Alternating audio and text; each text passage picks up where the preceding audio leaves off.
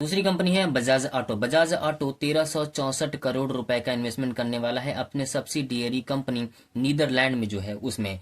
Bajaj auto एक ऐसी company है जो ऑटो सेक्टर में सबसे ज्यादा मार्केट कैप इसी के पास है, यानी बजाज ऑटो के पास ही सबसे ज्यादा मार्केट कैप है ऑटो सेक्टर में। चलिए इसके बारे में बात कर लेते हैं कि इनका अपना स्ट्रेटेजी क्या होने वाला है, नीदरलैंड में जो कंपनी है उस कंपनी का नाम क्या है, कैसे कैसे कुल इन्वेस्टमेंट वो करने वाले हैं।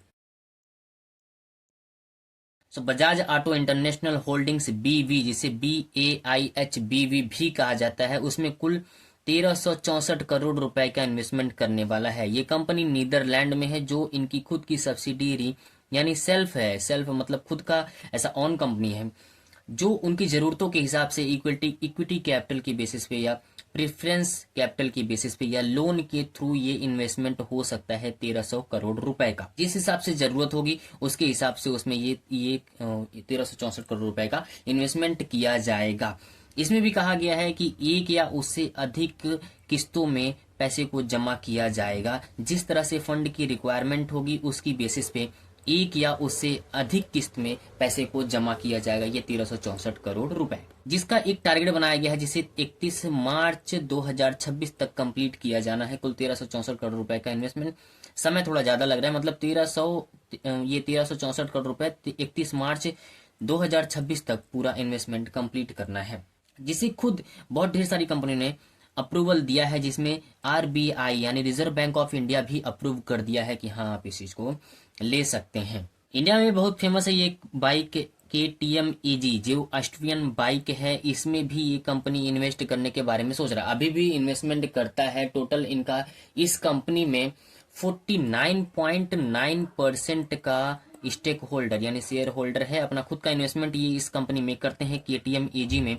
49.9% का बजाज इसमें, यानी इंडिया में जो भी बाइक चलती हैं खासकर वो 400 सीसी से नीचे वाली बाइक जो है उसमें कुल लगभग 50% का इनका खुद का इन्वेस्टमेंट है। ये बात थी बजाज ऑटो के बारे में कि ये जो कंपनी इन्वेस्टमेंट करने वाली है किस तरह से इन्वेस्टमेंट करने वाली है और कैसे कैसे वो इन्वेस्टमेंट होगा। चलिए बजाज ऑटो के बारे में बात कर लेते हैं। इनका मार्केट कैप क्या है, इनके हाई क्या है, इनके लो क्या है और इनका नेट प्रॉफिट कितने का रहा है।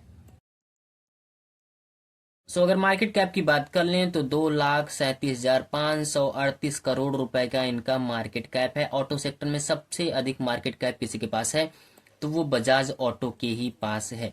करंट प्राइस इनका 8,506 रुपए चल रहा है, जबकि 52 वीक हाई की बात कर लें तो 12,774 रुपए रह चुका है और 52 वीक लो इनका 7,890 रुपए रह चुका है। उसी के आसपास लगभग ये भी कंपनी ट्रेड कर रहा है।